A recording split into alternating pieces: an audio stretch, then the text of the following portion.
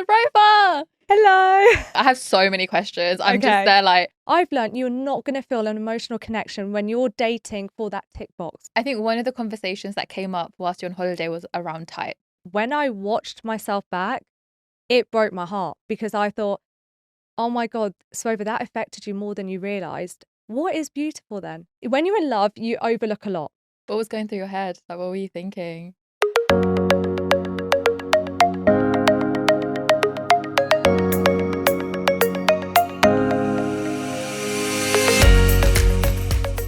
Welcome to It's Pretty Personal, a podcast all about sharing South Asian stories. Now, we love love on this podcast, and one of the latest reality TV shows on Netflix is Love is Blind UK. Now, if you're unfamiliar with the show, then the whole idea is that 16 people go into these pods and they date sight unseen, and they try and form an emotional connection with each other. And they don't come out being boyfriend and girlfriend, they come out being fiancés, and the first time they see each other is as fiancés. The show then follows them as they start living life in the real world, where they start living together, planning their weddings, and at the end, we really do see if love is blind because we see them at the altar and whether or not they get married. And today I'm joined by Love is Blind UK Season 2 star, Sarover! Hello. Hi! How are you feeling? Gosh, it's a mix of emotions.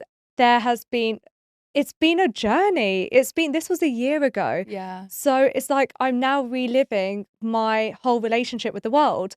But we're here a year later now. So this is it. So we're recording this a day after the reunion episode has Correct. come out. So how has the whole 24 hours been for you? Because now everyone knows what happens at the end of your relationship. The last 24 hours have honestly been surreal. So I actually did a watch party and I thought, do you know what? This is the end of a chapter. It kind of marks the end of the chapter for me and Cal, but also the series in itself. But also the third part of it's a celebration. It's a celebration of the next part of my life. So I had all my family and friends. We were all watching it together, but it was intense because it was a heavy, heavy breakup. I guess also it being on screen and like because people got really invested in your love story. I think it's because it was such a relatable love story. Yeah. I don't think we've had a story like mine before. This means the world to me because I was just being me. Yeah. Which means you believed in my story. And I think this is why we've all gone through the highs of this relationship together, the lows of this relationship together. And that's why we're all feeling the breakup together. So it feels like a bit of a mourning period today, if I'm going to be honest. Don't know whether to be celebrate all the love support or crying. It's going to be like a mix of emotions, I can imagine. But let's take it back to before the pods. Okay. How was dating for you? So dating for me, even saying the word dating was such a taboo subject. I basically grew up knowing the expectations, almost the unheard expectations as well. I knew who my family wanted me to marry ultimately. So forget boyfriend and girlfriend. There was no, oh, we would know what kind of boyfriend we would want for her. That's not a thing. So I grew up very much, if I'm going to have a boyfriend, that's the person I marry. Yeah. And I respected my family for that because that's all we grew up with. That's how they all were in their relationships. And I knew no different. I'm doing life for the first time. So I basically started dating around what we would say the appropriate age. So you go through education, I did my A levels, you get to uni, and then it's like, okay, you do uni and you come out, they're like, so who are you marrying? Where's your boyfriend? And I'm like, well, what boyfriend? Because I was studying so much because you told me to focus on that. Because once you do all that, then it just falls into place. So you're almost led to believe marriage will just fall into place. The person's just going to turn up. And my friends would laugh at me at times and be like, Sarover, like if you're chilling on the sofa watching telly, he's not just going to knock on the door and be there. And I'm like, part of me kind of expected that's how it happens because I didn't know the process in between. I tried. I knew what was expected and I tried to date like that. I made sure it was background Indian. I was following my family. It was someone who was Sikh. I really tried. To the point I even went to the elements of caste.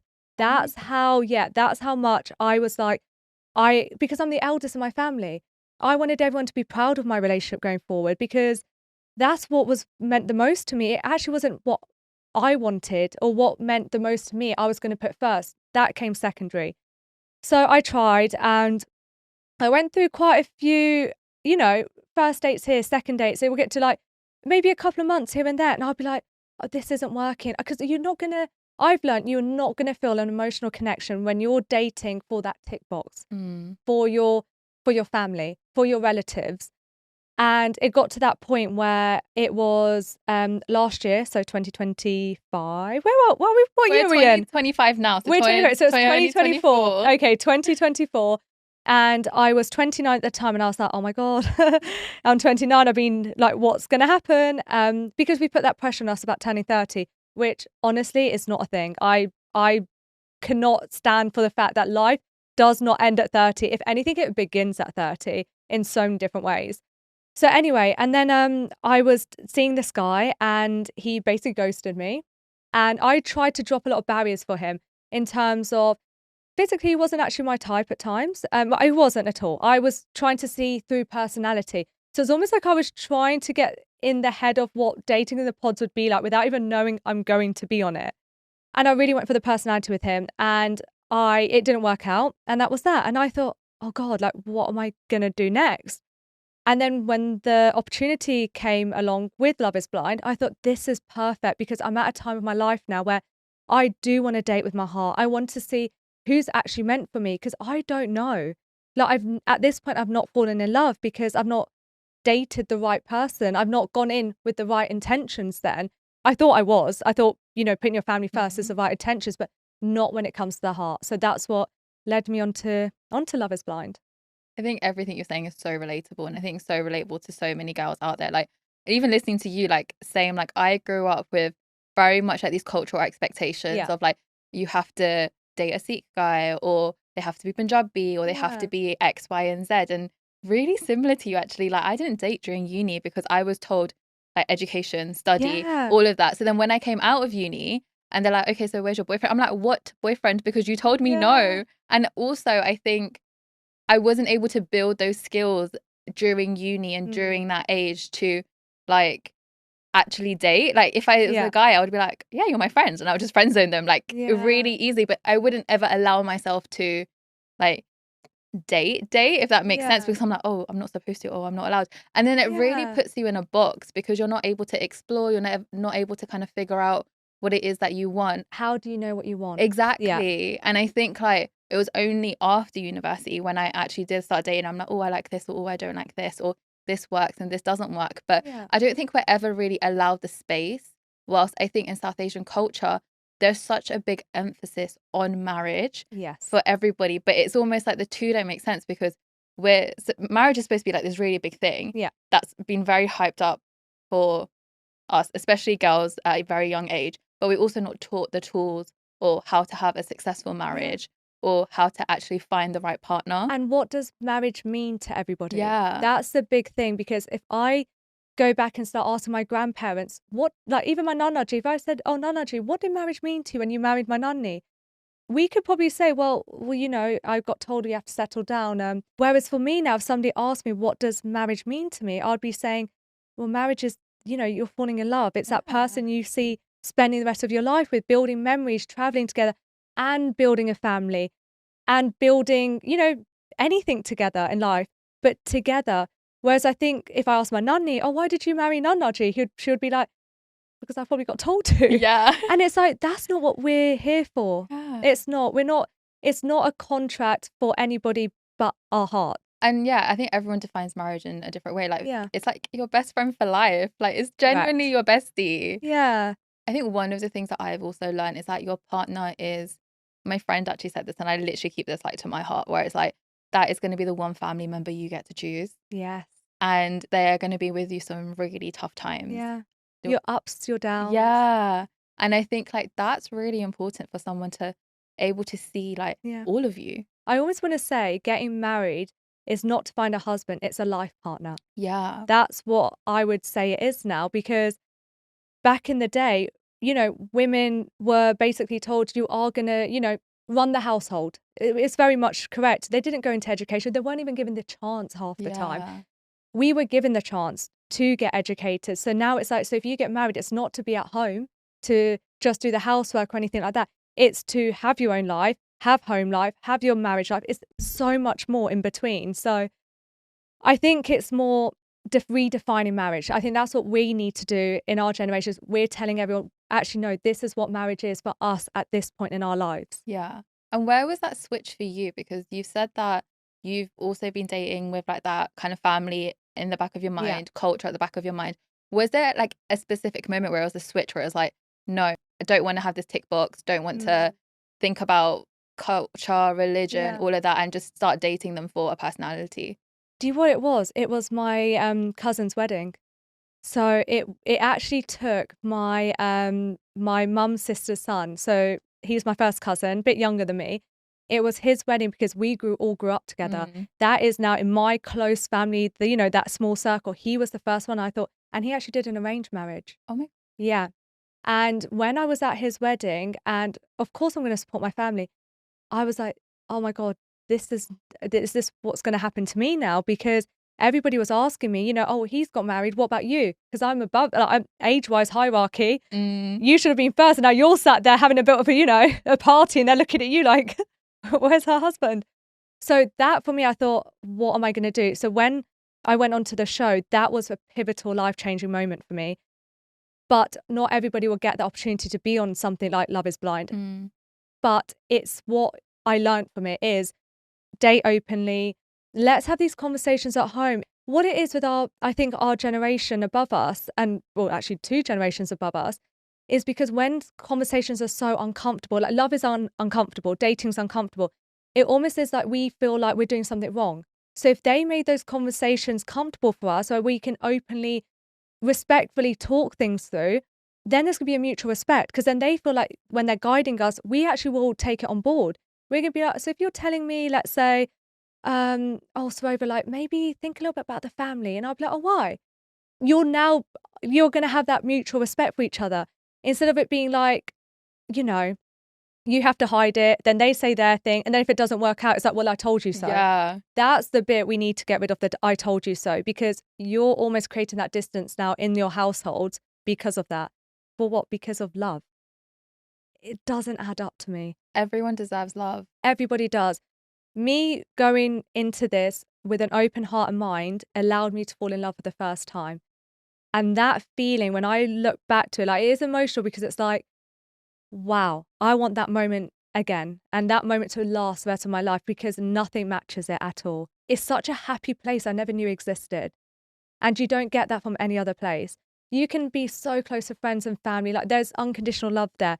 But unconditional love in a life partner, that's something else. How did you find out about the show? I applied. Huh? Yeah, so it's a strange situation, but I was on the phone to my friend, and her ex had turned up to my gym, and he had messaged me, which I didn't know he even had my number. He was like, hey, it was great to see you at the gym. I think you were there. And I was like, oh. So I obviously messaged her, being a girl's girl, being like, hey, just to let you know, like, I think he's joined my gym just in case you're ever around, so you're aware. So obviously she's gone into this whole like, oh my God, he's this, he's that. We're having that conversation. So I literally put on loudspeaker and I'm on my phone just scrolling through Instagram. And I'm like, yeah, no, I agree. Because I'm like, you have your therapy chat, so you need this. Then I saw the advert. I think it was on my stories. And it was like, oh, like, you know, you can apply Love is Blind. And I thought, yeah, why not? Because I love the US one. I think it's the most amazing concept ever. And the amount of success stories there, I don't know. In a moment, it was a flash of a moment. And it was like, it felt like the right thing to do. And I applied. And what was the application process like? It's thorough. So you have to go through a lot of questions about yourself, your past, a lot about dating history as well, a lot of personality checks. They go through everything because they want to make sure they cast the right people for this. Because at the end of the day, this is a dating show about marriage at the end. Yeah. This is not just have fun, see how it goes. Like, this is like, no, this is serious. And going into the pods, how was that? Oh my God, so exciting. I think that as a viewer, like watching it, I have so many questions. I'm just there like... Go for it. Okay, so like how long were you in the pods like all together? It was approximately about 2 weeks. And then how many dates did you go on in a day? Oh my gosh. You date everybody initially. Yeah. And that's when you start building connections. And that's when things start to... As you build connections, that's when dates get longer with certain people, and that's how it develops. So then, like, do you get to choose to be like, oh, I'm not feeling that person, or oh, I'm not feeling you that person? Personally choose. Yeah. You know, you'll know, and then eventually that person won't feel the mutual feeling, so you won't end up seeing that person again. Was there like a time limit, like per date? It was done where it gets longer.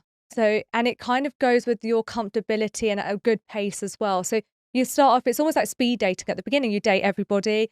It's like the quick questions and things like that. And I went into it saying, I'm not going to date a northerner because my dad's northern. And I was like, Dad, I'm not going to lie, absolutely love you, but there's certain aspects of you, like you get a McDonald's. He's like, damn, the McDonald's is like £8 now. And I'm like, is this a northern thing, Dad? No, it's not. It's just my dad. So yeah, I said that, and obviously Cal had a northern accent, and I actually fell in love with his accent. So yeah, it's very interesting as it develops. How was it like dating that many people in such a short amount of time? It's crazy. I have to say, the first day is crazy. You're in this pod, and you're like, God, it's so quiet. You walk in, and it's like pin drop, and you're like, am I in a TARDIS? Like but it's amazing because it really makes you focus on that voice. And it's a different way of communicating because I would say I love to talk, but I'm very closed a little bit until I'm comfortable. But in that situation, I didn't really have the time to be like that. I was like, okay, I have to go all in. I have to be open. I have to be vulnerable. But culturally growing up, we don't do that. We don't bring up, come on, my parents divorced. That's still a taboo in my family. And I'm having to open up with this guy who potentially could be the one or not be the one and be vulnerable. And that was hard because I've grown up very much like you keep everything at home. You walk out of that house, you're a unit. That's how it is. You smile, you put a front on, despite what you're going through. Even days where you're having to argue with your sisters and your mum, as soon as you walk out, yeah, smile, you're all good. Because people are watching. There's a lot of judgment in our families, in our culture. Yeah. And I keep saying families because it's a lot of the relatives sometimes. It's them who bring the judgment. And it's almost like, okay, now I'm about to put myself out there and on a public platform, but I'm ready for this because I'm putting myself first. And that's basically how I went in so open. Before we touch on your relationship with Cal, I also want to touch up on the friendships. Like, Oh how my is it God. living with the girls? Make any besties? Oh my God, 100%. So there's like 15 girls, 15 boys. Oh, yeah. And obviously you're from different walks of life. You're from so many different parts, different jobs, different everything. But it's almost like a sisterhood because you walk in there because you're all there for the same reason. And oh my God, I've made some besties for life. Like Ashley is literally like my best friend. Like that girl is like a sister. And we're so similar in so many ways, but I never would have met her if it wasn't for this. And I've got so many other friends like Barda, Katisha, Anu, so many. And it's like when you see our personalities, sometimes you think, oh, they're going to be friends. But there's a lot behind the scenes you don't see as well. But the sisterhood's amazing. It's almost like you trauma bond and it ties you together for life, but then you end up in the real world together.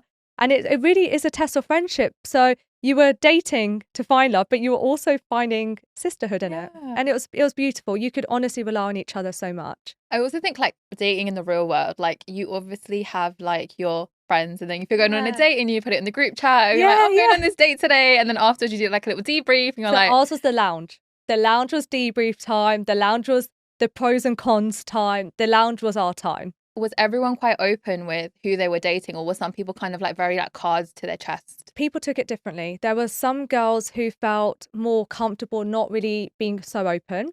And I respect that because we were doing this all for the first time. It's an experiment for a reason. And I went in there and even I felt like that because I was like, oh, like if I start saying how amazing somebody is, then someone would be like, oh, let me see what it's like talking to that person. So I kept it very close. So it's just me and Katisha. And mainly me and Katisha, Bard at times too. It was just us would talk. We would rely on each other. It would tell us each other the ins and outs of our dates. And I felt safe like that. And then you did find love in the pods. Yes, I did. With Cal. How long were you talking to Cal in the pods? The whole time. The whole time? The whole time. And then your dates just got progressively longer and longer and longer. And when did you feel like, yeah, like he's the one that I want to come out of this with? It was very early on. It was almost like a feeling. And I can't even describe the feeling. You just know. It's almost like this, I keep calling it the butterflies. It's not the anxious butterflies. It's this exciting sort of warmth in you that I was like, what's going on here? I was like, it's like a giddiness. Yeah, basically. And I was like, do I need a Buscopan? Like, what is this? But it was honestly surreal that I could feel emotions to this person. And I knew from that, because I knew I've not felt this before. This is something special. And that's why I kept dating Cal, because the more I'd speak to him, the more I was falling in love with him. And there wasn't anyone else that you had a connection with in the pod? He was the He one, was yeah. the only one. I did have other connections, don't get me wrong. Like, you know, you always have your top 5 in your head. I'm really good friends with Demila, and actually we were talking about this yesterday, and he was like, you know, you were in my top 5. I was like, yeah, you were in my top 5 as well. And it's like we've got such a good friendship out of that. Once you got engaged to Cal and you had to see him for the first time, did you have an idea of like what he would look like? Oh God. So at this point, I'm all in. I'm like, this is my person. Now it's that final piece of the puzzle to see him. And I tried, so my type growing up was I want the Indian Zac Efron. And I kept saying that. And it honestly has been this sort of in my back of my mind. And I was thinking, oh my God, like, what if he doesn't even look anything like what I'm picturing? I knew obviously his background. So I knew there was going to be some element of mixed race there. I tried not to picture, but I kept thinking he's going to be this Bollywood actor. I don't know what it was in my head. I just kept thinking this. It's, I think, that inner girl in you where you just have that hope. But when I saw him, I was like, oh yeah. I was like, yeah.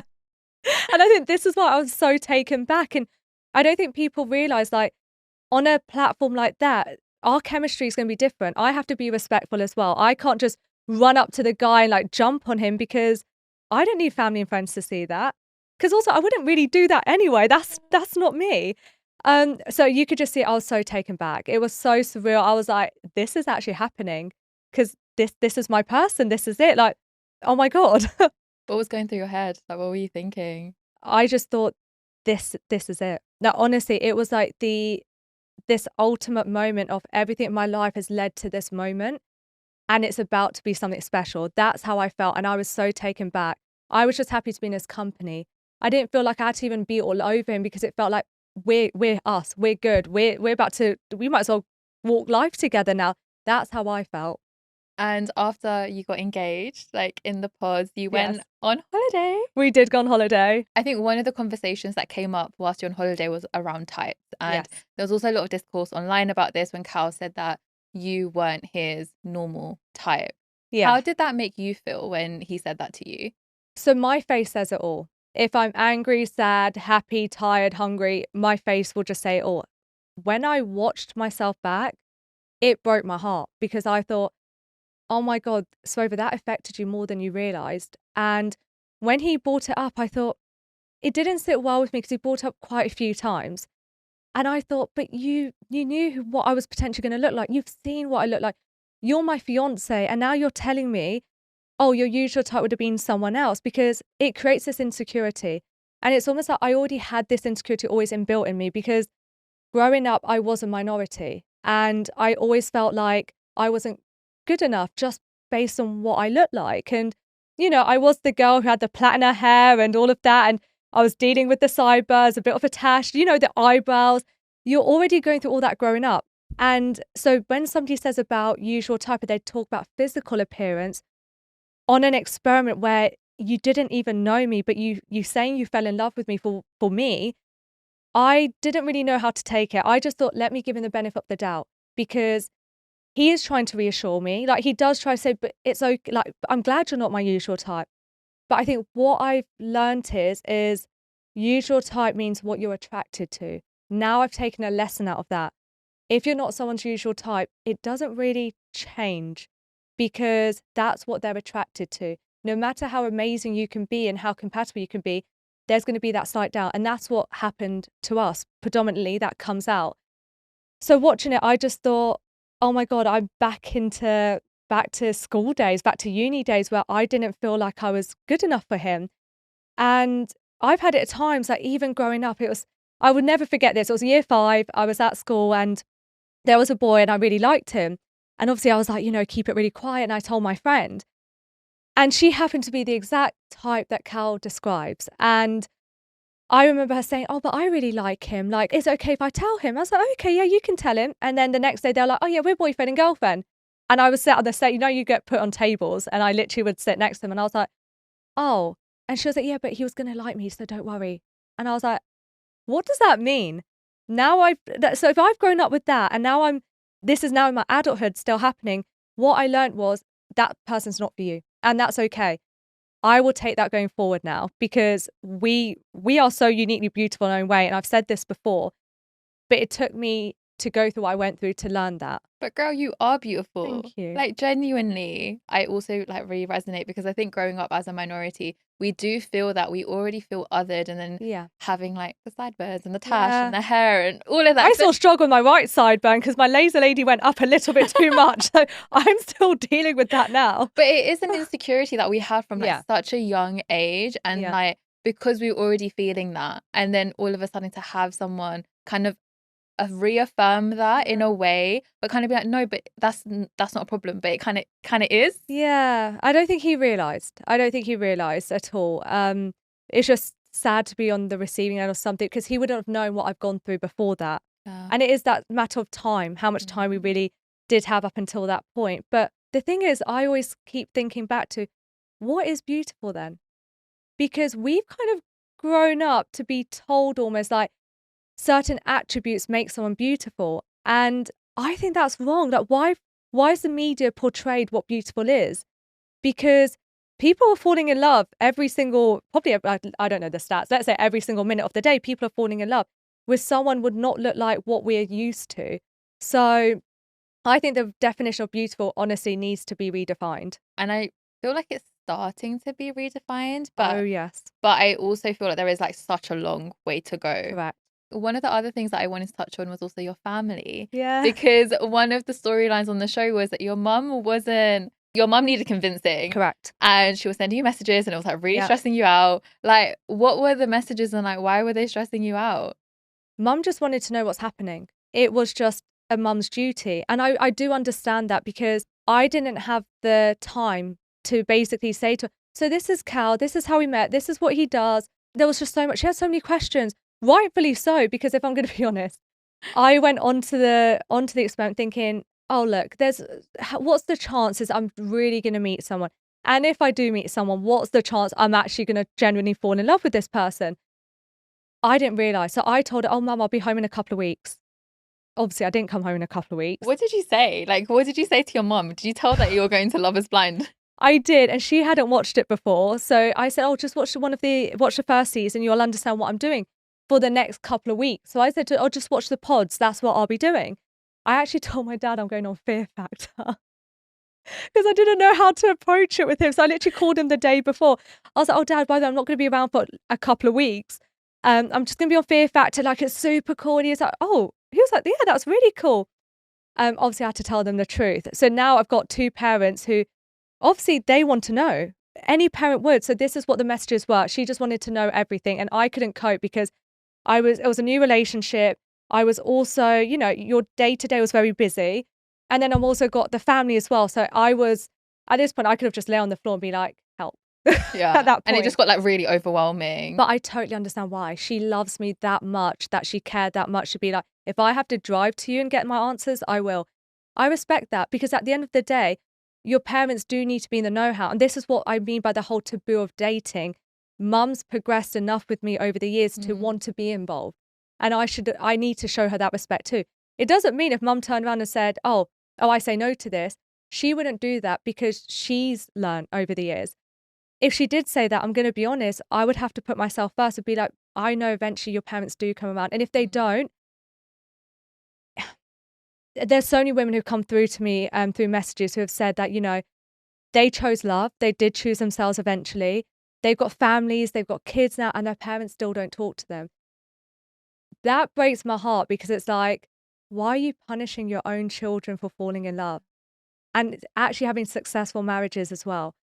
And this is what all that mum wanted to do. But I would say it's not being disrespectful to your family. It's just who dictates what love is. They're doing life for the first time. So for them, it's new. So we need to just break that cycle a little bit. I really do believe in that. Sometimes I feel like growing up, like both being South Asian, it's almost like we have to date behind our parents' back. Correct. As well. When we can't really tell them and you're kind of figuring it out for the first time. It's also every relationship is different. Yeah. And like sometimes you just want to be able to have that relationship with your mum or your dad and your parent where you just don't have to lie. Yeah. And you just want to be able to be really open as well. Yeah. So it's really nice that you were able to like talk to your mum about this and like be really open as well. And the way she's like supported you throughout this whole journey. I'm so been proud incredible. of her. I'm so proud because she grew up very traditionally. in a very traditional household. So for her to then bring up 3 daughters, her and my dad, both of them had to learn a lot. Dad was very strict at the beginning with me, so was mum. And like I said, they actually had their conversation where they both sat me down and apologized. And they were like, we're so sorry for putting you in a box because that's not real life. So what I went through opened up the doors for my sisters. So they got to live a more open life. And I just want everybody else who watches me to, if they can encourage their, I know it's reality TV and not many of our parents would want to watch, or even grandparents, but to watch me and use me as an example, because just because it didn't work out for me, this is not, well, look, I told you so. She went for someone like this. She should have, gone for, and I've seen comments where people are like, well, if you just went for a seat guy, you would have been fine.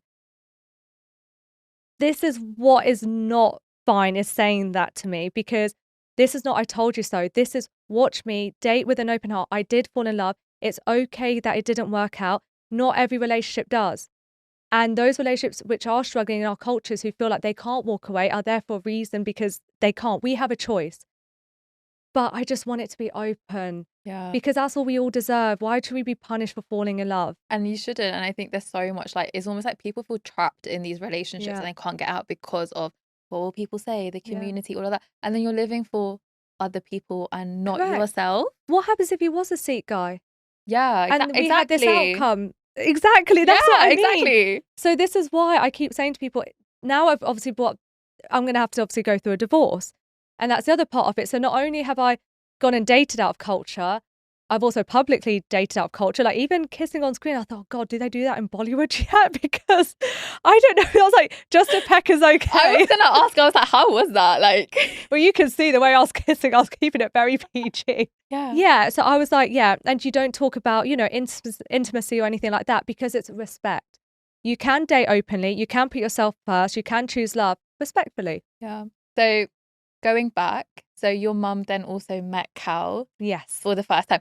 I was watching that and I felt like it was edited a bit weirdly, because he like went in, we already knew it was going to be a little bit tense. Yeah. And then Cal says some stuff and then like your mum was a bit like, not sure. And then after she was like, yeah, I'm like really happy. And we're like, did we just miss like a whole situation? So everything you watch for my journey is exactly how it was. Nothing was edited for me.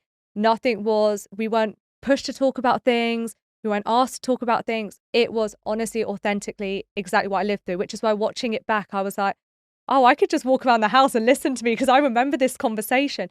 So what you see is exactly what happened. He did say what he said. The atmosphere was what it was. However, remember, it's that dinner must have been about 3-4 hours. And then you see about 2 minutes, 3 minutes. So in between the initial bit and then mum giving her blessing, there's a lot of conversation in which we really talk about everything. Mum does ask her questions because she just wants to make sure she's done her due diligence as a mum. This is why she felt like, I can give my blessings to you. And did Cal ever get to meet your dad? Because we meet your dad at the wedding. So with my dad, we have to just understand as well that with parents, it takes some time as well. Dad was like, look, you made a decision, you decided to marry him, so why would you ask my blessing after? And that was difficult for me and him, because it's not how I would have naturally have done it. Cal was like, well, if he does want to talk now, I'll see him at the wedding. And I look back on it, I wish I kind of pushed for my dad to, my dad's very quiet. My dad's like, keeps to himself. He was uncomfortable about the whole sort of situation, but he supported me. He said, I trust you, I support you, and I'll be there. You tell me when and where, sorry. To hear your dad say, you tell me when and where for your wedding day because he trusts you that much and loves you that much, that said it all. The fact that he met Cal on the wedding day for the first time, this is why he was so emotional, because he was watching everything. He was watching how Cal walks in. Is this a genuine walk? Is the way he's interacting with people, because he was seeing it for the first time. But he was so happy with me. He was so proud. Like, you saw the tears. And I think the moment my dad almost thought, oh, was when he ripped up the vows. So when Cal rips up the vows, I didn't know that was going to happen at all. I'm so in love with the guy and I know he loves having a moment. So I just thought, this is just Cal. So this is why I'm still smiling through it. And everybody else is like, his mum's like, say yes, say yes. And my mum's like, what's going on? My dad's looking at him. And I thought, oh my God, this is the moment my dad's about to jump off his chair. And dad goes, if he just, took one more second longer, I would have been out of my chair. So It really was surreal. But my dad came around, my dad supports me. And even now, knowing what happens between us, my dad's literally on the phone. You good? Yep, love you, bye. even my dad saying love you, bye, it's like we've progressed so much because we've opened up this new line of communication between us, which we didn't have before. Oh, that's really nice. That's kind of healed your relationship with your dad a little bit. Which I never would have expected, which is why I Yeah. keep saying how life-changing this has been for me. With my mum, like I was quite conservative, like even talk about dating for me was uncomfortable. I had to learn to become comfortable in that. And she talks so openly with me now. And with my dad, like that relationship, I feel like I can be more vulnerable with him. I don't have to be like, oh, this is awkward because it's my dad. You know, that you watch TV and you're like, oh, I'm not looking because someone's kissing on the TV. He's seen it all now. So it's a newfound relationship. And I really want people to have that who don't have it because it makes your relationships with your parents stronger and then they feel more connected to you as well. Yeah. And I think that's the thing where at the end of the day, like parents just want to be like a part of your lives. Yeah. And I think like because of like the cultural clash, because they've obviously been brought up a lot more traditionally and Yes. we're like born and raised here for the first time. And we're still trying to figure it out as Yeah. well. And there also kind of feels like a disconnect. And there's already a disconnect like culturally. So being able to like bring them in, I know it's like really hard. Like I also remember like talking to like my parents when I started dating and I was like, oh my God, like, what do I do? What do I say? Like, and it's Yeah. also a lot of pressure as well, Yes. especially like if that pressure's already been put on you from a very young age, Yeah. that relationships equals the final destination. Yeah. And also because, like you said, divorce is so taboo Yes. as well. It's so much pressure like, around it where it has to be It's perfect. the pressure to get it right. Yeah. And if you don't get it right, then what? Mm. But I'm saying when it doesn't go right, the then what is what you're seeing now. There is a 2.0 next in your life. And that next part, you're stronger, you learn a lot, it's exciting, and you just don't know what's out there for you next. Yeah. And I think that's the bit I'm taking home for this. My life didn't end because of Cal. My life actually started because of what I went through. And what can I say? I'm just so excited with it because I'm seeing life so differently now. I'm seeing life so openly, so free. Like, and I do have the love and support of my family and friends, which is amazing. And I know not everybody will have that for putting themselves first, but I want them to know they're not alone because I have so many messages from women who have gone through what I've gone through, and even on a bigger scale later on down the line, and you're not alone, and they are okay, and everybody else will be okay. Sometimes you might not have the love and support from a mum and dad. You will survive because you were born in this world to be your own person too, and to be able to stand on your own 2 feet. And that's honestly the take-home message I really want to put out there. And then going into wedding planning. Oh yeah. So let's talk a little bit about wedding planning. Yeah. What is it like to plan a wedding in like 3 weeks? Do you what? When you've got a good team around you, it's easy. Yeah. We had a very, very good team around us. They were like, I see this vision. I was like, I see your vision too. And it was plain sailing, very smooth. That does not happen in the outside world, which I completely acknowledge. So, but for me, it was the wedding dress part. That was the hardest bit because I needed to figure out a way. How do I bring my culture, but also a wedding where we're doing the sort of the ceremony in a cathedral together to be appropriate? Because at the end of the day, I didn't feel comfortable wearing a Indian bridal gown when I'm standing in a cathedral. That didn't feel right.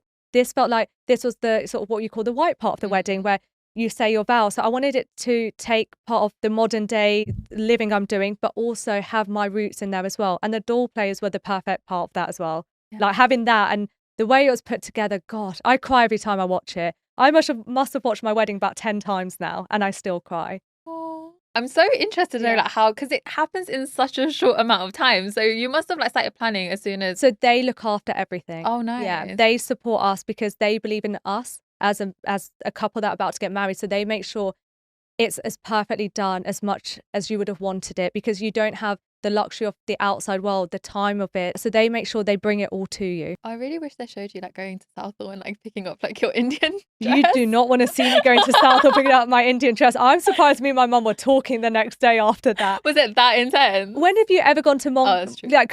gone Indian shopping and there's not been some sort of tear, drama, a pin gets stuck in you? Like everything happened in that day. But yeah, we went into Mongers and it was like, right, mum, this is a mission.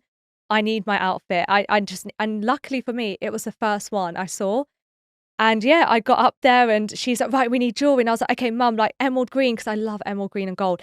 So she's doing that. I'm standing there, we're pinning it all up. It was Yeah, we got out of there. We actually got McDonald's on the way home, and I was like, Mum, like, I'm tired. I was like, that was stressful. She's like, you did one day of real sort of wedding planning, and look at you.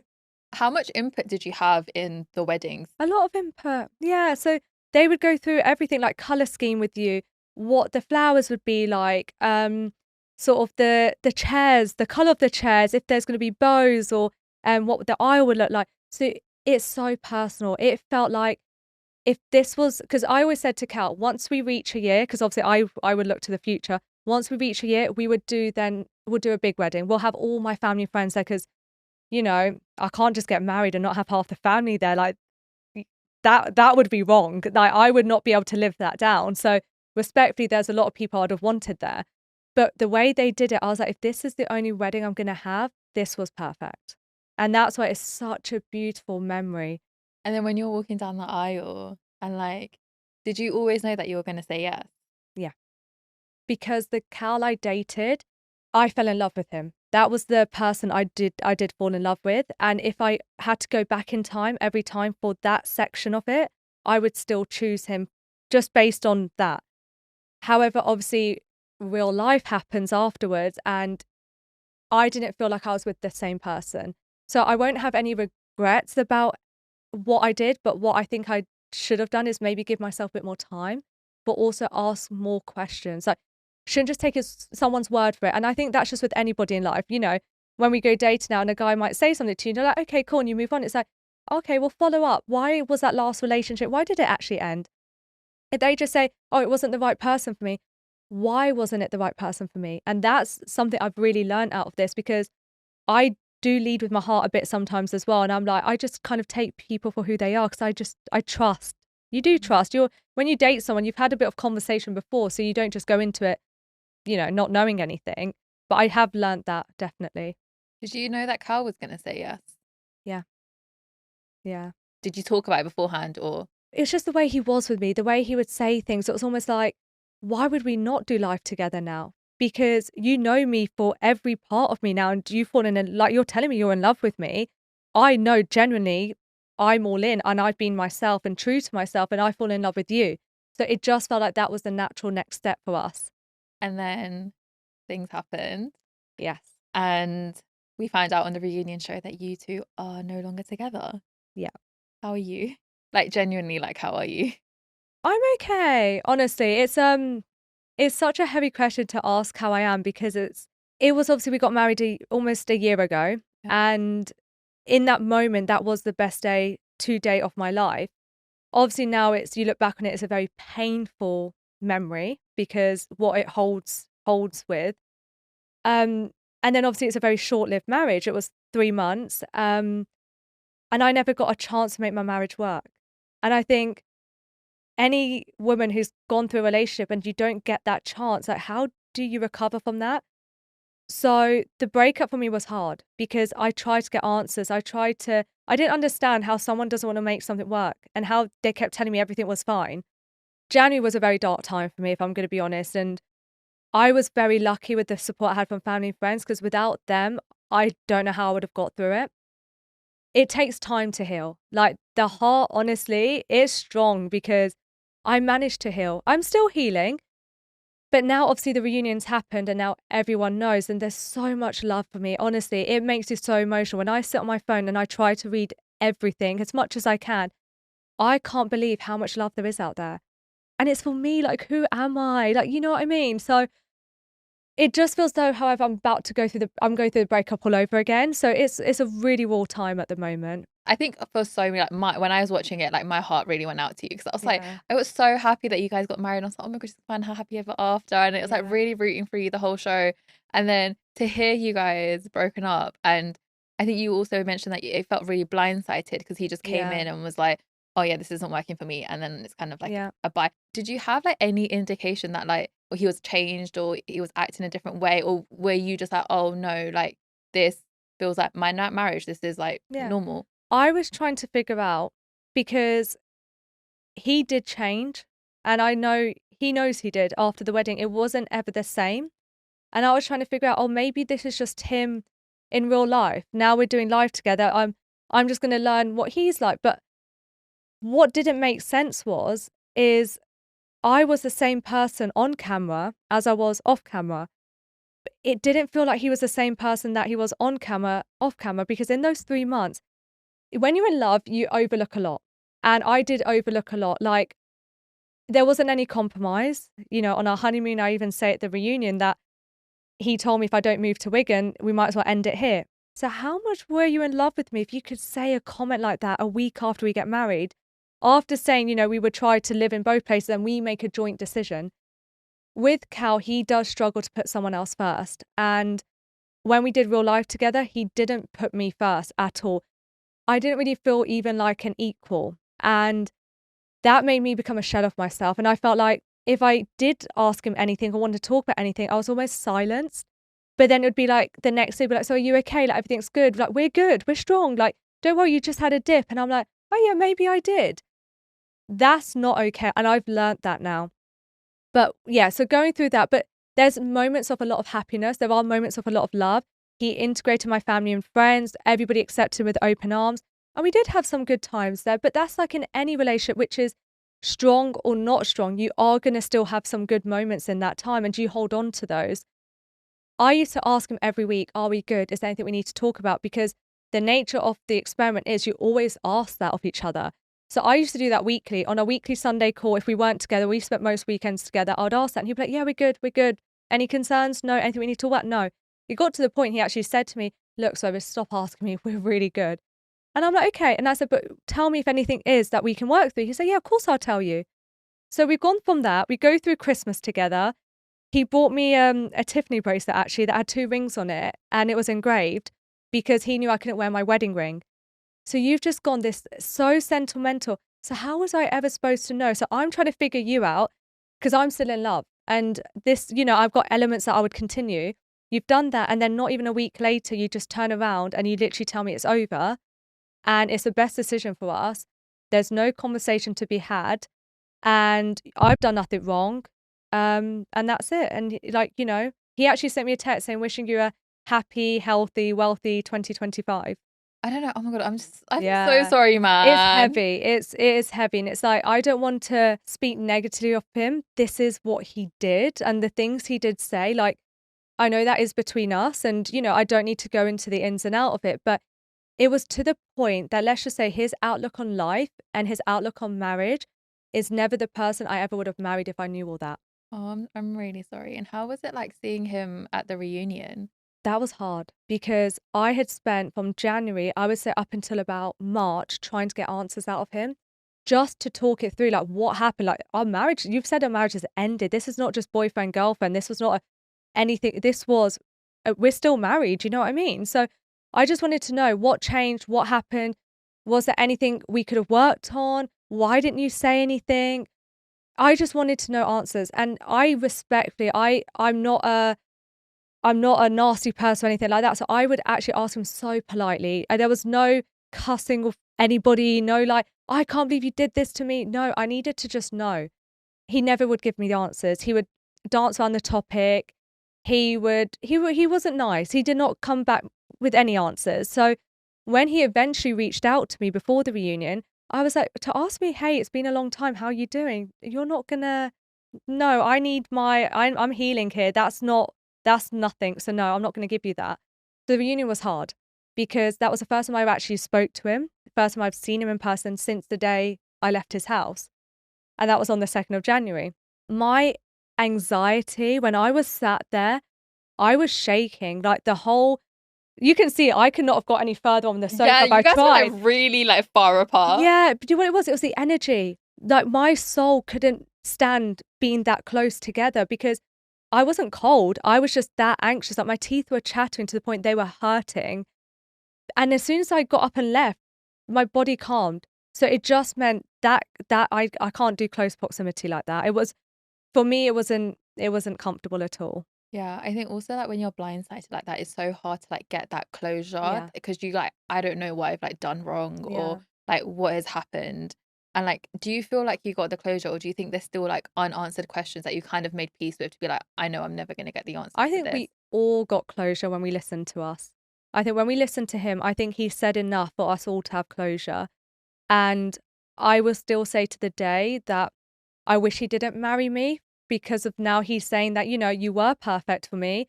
His brother said it as well. He wasn't ready for a long-term commitment. And I kind of feel like I was his experiment in the experiment, which is tough. It's also not fair on you as well. I know. I think you went in there like so genuine, like to be like you want to find love, like It's a lesson for me as well. and talking Yeah. about lessons, I think every relationship teaches us something. Yes. So was there any lessons that you took out of your relationship with Cal? A lot of lessons. Number one, I am an equal in a relationship and I do deserve to have a voice.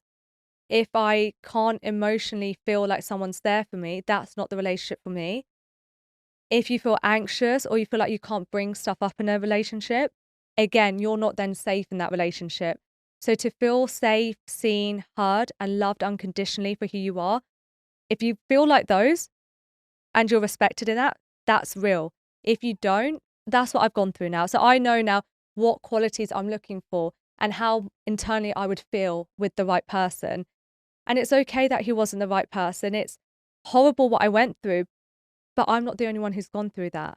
I think there's like so many people that can like relate to you with like what you've gone through as well. And I think, yeah, it like heartbreak sucks, but you also said like Cal was the first person that you fell in love with. I feel that, yeah. So this was also like your first heartbreak. Yeah, it was my first. I know one of the who was it now? I think it was, some of the boys actually said that when they found out it was my first heartbreak, they were like, oh, like, is she okay? And as quite a few of them did reach out, like very respectfully, like friendly wise, they were like, just want to make sure you are okay because we heard it's your first heartbreak. And I didn't realize how heavy your first heartbreak would be, but God, it is something else. But I'm glad it was done where everybody got to watch it because everybody needed to see us. If you're rooting for us and you fall in love with us for us, then you also deserve for me to sit uncomfortably there to see what really happened. And even if I had to sit like arm in arm with him to tell the truth and tell my side of what happened, I would have done that just for the respect of everybody who was watching. Yeah. And how has life been like after the show?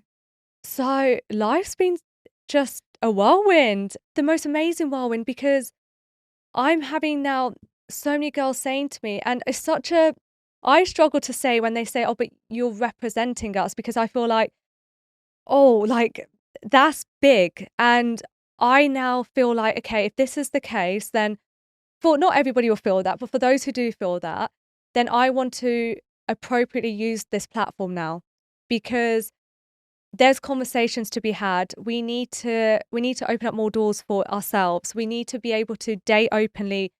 And there's a lot that we need from society because we are that minority. So now if I'm here now and there is some sort of platform, I really hope I can take this forward for us. That's what it is, because me and Cal are over. That chapter's done. So now what next is what we take from my journey in this relationship is what can we do next now going forward. And that's where I'm at. I'm in this state of what do I do? I love it. It's like giving empowered. Like I feel like there's such an energy about you where you're like, do you know what? Like I've gone through this. Yeah. I really want to help people. And I sense that as well. And it's this like, is not just about me now. Yeah. And I No. completely relate and resonate. It's also like the reason that I started this podcast because there's so many conversations within our community that we really need to normalize as well. And I think like seeing your story, seeing you being a British Punjabi girl, I think there are so many people that can relate to you with like the culture stuff, how everything happened, how supportive your family are. And I think in a way you're kind of like a role model now. I have so much love and respect for all of you guys, everyone who's reached out, because honestly, I was just me. And the fact is, you all see me for me. You see how I dress. You see, I do go out. I do have a drink here and there, So I'm just being me. So if you're supporting me for being me, oh my God, we have got a progressive society and we need that to be out because we're not doing anything wrong. We're good people. We're just living our lives and we know to be respectful. We know that, but why we can have fun too. We can date openly and it's okay. And I just want that to be known. And the fact you're all supporting me, knowing my life, you see my Instagram. I went to Dubai for my birthday. I've had fun. I'm in a swimsuit in one of my pictures and you're seeing that as okay. And I actually didn't see that as okay growing up because I told it's not okay to be like that. And if we're supporting me doing that, we need to allow that to be okay. And you've told me now it's okay to be me. So Is there anything that you kind of wish that they did or like didn't show on the show? Um, I'm glad they showed everything for me, because if I was being true to myself, and if you're all watching, you need to see my real relationship, the ins and outs, the ups and downs, the uncomfortable times, all of it. And this is why when I watch it back, I'm like, oh, I see, because if I remove myself, I'm watching that relationship as it is, and you all deserve that. Because if you didn't see everything, then how is that relatable? Because then elements would have been hidden, or I'd have been like, oh, we're at the pool, like, oh, don't have me here, like, just have me sat down. No, no, I needed to see you as me being me, and my life being me, and my relationship as it was, even the most uncomfortable times, and conversation with mum and navigating that. And then my little sister there being like, this is a new experience, because, she went on a date, she would come home and just be so open. Yeah. I didn't get that. So yeah, everybody deserved to watch me and watch us and the whole journey. How was it for you? Because obviously this happened a year ago, Yes. and now like people are getting to see it for the first time now. How was it watching it back? And obviously you knew like what is going to happen, and Yeah. you know like how it ended. But for all of us watching, we're like, oh my God, this is like so cool. That Sarover's in love or they're getting Yeah. married. Like, how was it for you like watching the show back? I took myself back to watching it real time with you all. So I then basically had to step back in time, because I wanted to go through it with you all. So when you're saying, like, I know there was comments as such as, oh, I don't see any chemistry at the reveal. I was watching like, okay, so what are they seeing? Because now I'm out of love. So I was watching it with fresh eyes and a healing heart. So I could see things differently. And then when there were comments about sort of just anything, I wanted to experience it with you all. It's just the wedding day was the hardest day to watch, if I'm going to be honest. That was the hardest day to watch. But I'm glad I got to watch with you all, see how you saw me, see the relationship, hear the comments, because I respect that. Mm. Because we don't know everything. We're all learning, and we learn from each other as well. So I very much openly watched it with you all. So I went through it when you were all rooting for me, and then the comments would some change, being like, I wasn't sure about Cal, but now I'm so sure for you guys, and I hope you make it. And I'm like, I see what you're seeing, and I do. And I wanted to just tell you all the truth, I'm going to be honest. I just wanted to be like, guys, it doesn't work out, but like, it's okay. But I obviously couldn't. I had to allow it to all unfold as it happened. Yeah. And I think you're kind of like been on this healing journey for like 2025. Yes. How has healing been? It's a roller coaster. You have your good days, you have your bad days. The thing is, as long as you keep picking yourself up, you don't allow it to get to the point where you can't cope anymore. I was lucky to have a lot of support from family and friends, because not everybody gets that, and I do acknowledge that. But it's a process, it is. And I know eventually when I meet the right person, that's when things do fall into place. I can heal myself without having a person to, don't get me wrong, but it takes time. Like, but I'm learning a lot about myself through healing too. God, life is a lot of lessons, and gosh, a lot of Honestly, learning. 20s, like early 30s, like there is just so many life lessons and things Yes. that you just don't realize Yeah. that happen. And you're like, especially things just so out of the blue and so random. You're like, well, I was not expecting that. Yes. And it kind of throws you Yeah. to the point where you're like, oh my God. And the way that I explain it is almost like it's like a rug being pulled underneath you and you Yes. just fall and you're like, oh my God, I don't know what I'm supposed to do now. And so it's really lovely that you've had like the support of like Yes. friends and family because yeah, it's Of course heartbreaking. it is. And we've all gone through heartbreaks, whether it's friendship breaks, relationship breaks, family breaks. We've all gone through some sort of heartbreak in our Mhm. lives. And I think every time we try to really I don't know, just get through it in a way we can. Sometimes it's a fight or flight sort Yeah. of mechanism that we use. And I did lose myself through it. I really did. And I've had to build myself back up. And I just know everything happens for a reason. And that's what I keep telling myself. And everything does work out the way it's meant to be. I believe everything's written too. Oh my God, And me too. yeah. Yeah. And I believe my life has already been written for me. And I just have to now be a strong girl going through it all, because everything will happen for me. It will be okay. I can't imagine that I was put on this for everything to just not work out and just collapse beneath me and crumble. No, Yeah. not at all. I really resonate because I think there is so much peace in knowing that like everything is written Correct. for you as well. Because you're not it has to get better. Yeah. And it's almost like when you go through like really dark times Yeah. in your life, you're like, no, it has to get better. It has Yeah. to get better because it cannot end like this. And I see a lot of my messages from a lot of women, and they do tell me that. They're like, it's okay what you went through, and you know, you've now dated someone who's like XYZ, and now you've seen that. Now you know going forward what you deserve. And they're right. And then I've got messages from women who are like, I finally put myself first and I do have this marriage. I have met this person. I'm really happy now. And it's like, there is hope. It can happen. It will happen. Yeah. We just have to stay strong in ourselves and not allow a relationship breakup to define us and take us to a point where we don't see a future. Yeah, because I think every breakup, like regardless whether that's like relationship, job, friendship, it always does make us stronger. Correct. And we just don't realize it in that moment. Yeah. It's only when you kind of come out of it on a little bit and you're like, I can't believe I just went through Yeah. that. Because in the moment it feels so dark and you're just Yeah. like, that's it. Like, I don't know what Yeah. I'm supposed to do. And then you kind of like, and every day, like you said, is a roller coaster because like, Correct. and some days are good, some days are bad, some days you're crying, some Yeah. days you're smiling, and it's just like it is a roller coaster. That's life. There's no written book on how life is ever going to be for anyone. And everyone's lives are different. There's no two lives that are the same at all. Despite we can all come from very similar upbringings and backgrounds, we're all going to live different journeys. But the good thing about doing this is we can resonate with each other. And it's almost like learning from each other and supporting each other. And that's what we can do in life. And you just have to make it as fulfilling as you can. You get one life. And that's what I believe. So now I've seen it as my 20s. And like you were saying, you do live with a lot of expectations and you don't put yourself first. And you do have happy moments, but were you truly happy? My 30s is like, I feel like I've just started to live. Like now I'm excited. Now I'm going to be like, oh, like I can just do what I want to do and it's okay. And yeah. Everyone's always saying like your 30s are supposed to be your best years. And I think like, so much pressure is put on us in our 20s to be like, have to have it all figured out. And I'm literally there like, we're baby adults. We are baby adults. We're baby adults. Literally.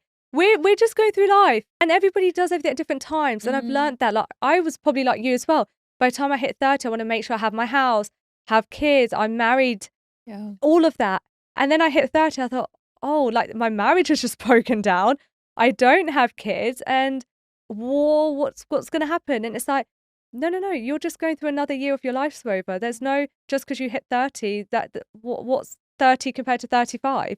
And I guess it's the number at the end of the day. It's also like how you feel because some people don't feel ready to make those big life decisions. Even at 30, whilst I think before there was so much pressure to have it all figured out at 30. And it's so nice that the narrative is also changing around that as well, because you don't have to have married and kids and a home all in the first decade of you being an adult, because these are like big milestones. And I think for people who've also gone through these big milestones, having them all together is also overwhelming for some people. Some people are ready. Some people, that's how it works out. Some people end up married at 21 and then living happy marriages 20 years later, 30 years later. And I get it, like, you know, and it does go back to back in the day. It's once you reach a certain age, okay, right, you need to get married because what else you can do? You can't just stay at home because you don't have an education, you don't have a job. So I think it's all generationally all come across. But now it's like, whoa, we're in a whole different generation now. Like people have education, people have jobs, people want to travel, people have a lot of friends that they can go out with now. Before it would be like, you can't really even go out with friends. I think my mum said that. She goes, yeah, I used to see my friends at school. And I was like, what? Huh? I was like, oh, like, you didn't go for acai bowls? Obviously, I didn't say that to her. But yeah, that's what life was. School, get married, done. Yeah. And she did as well. My mum got married at 16, actually. Oh my God. Yeah. I think what I loved about what you did on the show was that you normalized a lot of conversations that were very predominant in our community. So like everything that you're speaking about, I think within the South Asian community, like these are very normal conversations. They are. But I think you were able to shine a light on them for people who were not from the community. Yes. And you were actually able to be like, oh, this is actually what happens. Yeah. And I think there are other people who are probably from other communities who can also resonate because their communities are very similar as well. And I think that was really authentic of you. Like, I think we've had this conversation, but having a British South Asian girl, like being herself, like I think that's South Asian representation that we don't really get to see that often because growing up, we didn't get that representation. Like I always say this, like Bend It Like Beckham was like the one film that I like Honestly. absolutely love, because it was like such authentic representation being a British girl from London, like a British Punjabi girl from London. And I think after that, I didn't really get to see much. And I think even now we're so underrepresented in Western media, when actually we resonate with Western media way more than Bollywood, for example. And this is what I'm so grateful to the whole Netflix platform, because this is a whole different platform now. We needed this, and I didn't realize how much we needed this. We need to do something to just keep this open now, to keep this Like momentum relevant. going. Yes. Yeah, 100%. Because if this just ends with me and my relationship, then I feel like I failed, because now I've seen what's needed, and I just really hope I can do us all justice. And I think I need the community with me. Like, I think there's a lot of us now who can get together and continue this in our way as well. And I know a lot of people already are as well. So I think it's just coming together and continuing together, because it's not competition now. This is, you are all believing in me. I believe in you as well. We can do this all together. Yeah, and it's that culture of like collaboration as well, because I think so many of us want the same goal, and it's almost like just like working together to get that collective. And not having the competitiveness. 'Cause why did we? I don't know about you, but I grew up where you're almost kind of put in a competition with your own cousins. Yeah, and I don't understand why that was a thing. Why was it? Oh, if that cousin does this degree, then you need to make sure you do it, because otherwise you always feel like you're not good enough. And it's like, no, no, no. This has now shown me how much support there was, and how much support there is, and how much we all want to push each other. And that sort of, that's what we need to continue, because in families, that's not okay. And I know that happens a lot, because I still have it in mine. And it's only now they're all watching me, where some are coming through to me being like, so proud of you. And I'm like, oh, you've seen it and you're proud of me, because that's not what we were brought up at all. So I'm hoping this is like a door opening, and I'm okay that it was me who had to do it, in terms of had to go through a heartbreak, because look what's coming out of it. Yeah. Maybe it was meant to be like this. And I completely relate with you, the whole like competition thing. I think it's competition and comparison. Like we're so much comparison. We're always compared to someone, or it's like this so and so's done this and so and so's done that. And it's like, yeah, but I'm me and I'm different. Yeah. And why can't I be good enough because I'm me? You can be proud of me for just being me. It's a bizarre mentality that's got created for some sort of reason. And this is why I'm so overwhelmed emotionally, because I'm like, oh my God, I see no competition here. I see girls supporting girls wanting this, girls being like, we're so happy for you, we're rooting for you, like, please continue. And this is why I was so happy to speak to you, because I'm like, oh my God, you have this voice, you've got a platform, and you're doing so much good with it, because you're bringing up conversations which happen in households, and actually they're more explosive, they're not comfortable, and they should be. Yeah, and I think that's exactly the intention behind it. Like I felt like growing up very similar to you. Like I think so much of what you say I really resonate with. And I think like I've always tried to find my story in other people's stories. There wasn't that much representation for me growing up. I think I grew up like being one of the only girls within my family, like cousin context. So everyone around me was like boys. Okay. And then on top of that, like, I was really shy, like super quiet. Oh, really? And I really had to go through this like whole journey within myself. And then I've done so much. Yeah, from look it. at you now, you talk. Podcast. Oh, I'm a yapper now. I can talk forever. Oh, that's amazing. But it's almost like also like breaking all those boundaries of like being the first one to go to uni, like traveling so much, like going on holidays first time. I remember telling my dad, I'm like, oh yeah, I'm going on holiday with my friends. And then like, what? But now also like moving abroad, trying different career opportunities. Like there's so much that I think like we all do very siloed, and it's just nothing like bringing them together. Like the whole idea of this platform was to have these conversations, because you never know what someone else is going through. And life can get really lonely if there isn't anyone going through a very specific thing that you're going through, because there's so many people, and I feel like there's not enough experiences. Like there's definitely experiences that make people connect to one another. And I also feel like this time of like 20s, early 30s, people are in very, very different life stages. Yes. Oh, yeah. And I think like even with my friendship group, everyone is doing something completely different. Literally. And it's almost like sometimes like you want to hear someone going through something really similar to you. And that's why I love this platform with like podcasting, because I'm able to do that and like share stories from our community, and just hoping that other South Asian girls like literally just don't feel alone, and they can come to this platform and be like, oh my God, I'm going through this, like this person went through this, and there's something just so special about it. Yeah, they're not alone. Yeah. They're not alone. And it breaks my heart to think they felt like that, because we've all felt like we were alone growing up. Yeah, it just takes girls to come through, to just put themselves out there. And we're lucky enough that we've managed to. Yeah. So, and that's all it is, because there'll be others who literally are going through this that don't have a way of doing that, but they can always reach out to us. And I think that's the most empowering thing out of all of it. And it's really special as well to be able to do that and to connect with someone who is going through something similar or has gone through something similar. And I don't know if you did this, but I think like growing up, you know, when you see someone that looks very similar to you and they're like, oh, but so and so's done this, so they're like, can I also do this? Oh, I do that with my aunts. Honestly, my aunts were all like my role models growing up. Like, oh God, I used to copy them so much. But I realized it's interesting, because I would copy them, not realizing they're a different generation to me. So my upbringing, I almost became them.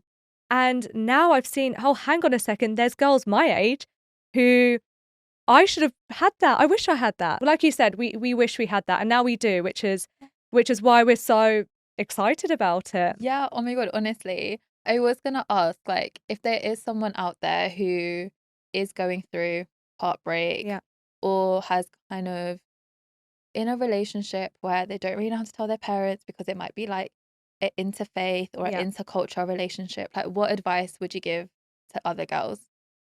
The advice I would give is just be honest and open.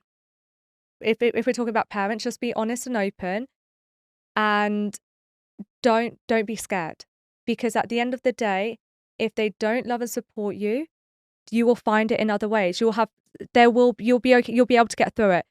Just please don't put your happiness second for anybody. You will always still love and respect your parents. Some will come around, some might not, but there are stories out there which I have now read, and you will be okay. Just please, you've got one life. Just choose yourself and choose happiness. And what's next for Sarover? Oh Lord, what's next for Sarover? God, I don't know what's next for me. I'm excited though. All that I know is there's an excitement in me. It's almost like that falling in love excitement. I have that in me because I'm falling in love with life all over again.